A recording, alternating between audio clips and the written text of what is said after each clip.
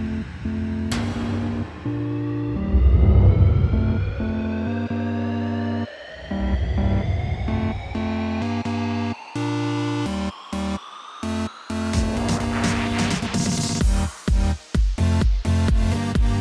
day, Bahamas. My name is Osano Neely, and I'm your host today on another episode of A Closer Look from the Streets. Today we have a really dynamic duo. We have Mr. Yorick Brown, and we have Miss Ambika Cooper. How are you doing today? Doing great. Very good. So we're going to have a conversation about some comments that Mr. Darren Henfield would have made on A Closer Look, the Honorable Minister for Foreign Affairs. Let's jump straight into the questions. So the Honorable Minister would have said, we are very close to having online services introduced. All you would need to do is go online and have your passports renewed. In light of the fact that Hurricane Dorian has wiped out physical structures, how important is it that Henfield is supporting online technology, for example, passport renewals? Is the usage of technology a step in the right direction? Most definitely it is. With Most biometrics definitely. and other technologies, we're taking it up to an international standard. Very good. Ms. Cooper? I would agree with you that we definitely need to do more online. So online banking, online passport Yep. renewals. You think this is the way that, This is the way Yes, forward. yes, the way forward? Yeah. Definitely. so I'm hearing you, but do you think that Bahamians trust online technology? I believe it depends on who you ask. So millennials definitely, yeah, we're all for the online everything. We prefer to do everything on the web, digitized. If you ask my parents, you get a different response. Very They're true. That's not very trusting of it at all. Mr. Brown, what do you And think? it's just a matter of training and getting people used to using the technology. So true. So true. So the Honorable Minister would have also said, we thought that Bahamians living abroad could help us bring the Bahamas to a stage of development that we would like.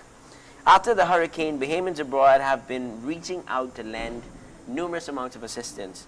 Is the idea of reaching out to Bahamians abroad through a database beneficial to the development of the Bahamas? When I ask this, I mean, having a database of professionals that live, whether it be in Canada and Europe, and they have a certain amount of skill sets, they have degrees, etc. Do you think that this is, beneficial to the development of our country? Yes. Yes, indeed. If you look at it, it expands our talent pool Very true. internationally. But my question to you is, how would the professionals in the Bahamas that are living in the Bahamas feel about this? Well, I don't think they should feel some type of way because if I'm abroad and I have been exposed to so much, Right. I can bring this exposure back and I can share it with you. Very true. Mr. Brown, what do you think? A Bahamian is a Bahamian, eh? Yeah. Okay. That's true. That's very true. Very, very true. So, Mr. Henfield, the Honorable Henfield, he said the Bahamas and Haiti could come to a comprehensive maritime agreement of some sort, which would allow us to help them save the lives of their people who risk it at sea. Does partnering with the Haitian government provide any real benefits in the fight against illegal migration? It would have to be a collective regional effort. Okay. And one country can't do it. The Bahamas So can't getting do the it alone. CARICOM involved is Yes. The Bahamas ideal. is too small. We're just Yeah. too small. We cannot We don't have to any do effect on Haiti. But do you think it is effective with our government partnering with the Haitian government, seeing that their governments are toppled ever so quickly in their country? I don't think it is. Yep. No, it doesn't make any sense to continually go back to the same thing over and over. And I believe it'll give the false perception that the Right. Bahamas is open for Haitians to just come in. Very true. Mr. Brown, what do you think? Well, that's why it's important to have the collective regional effort get involved. Right. It has to be something that extends past every government that's voted in or voted out. So my question to you, this is a question off of the cuff. What do you think that the government should do to man the situation? If that is not a good idea, partnering with the Haitian government, what do you think is a good idea for the government to take in trying to, bring some resolution to the situation?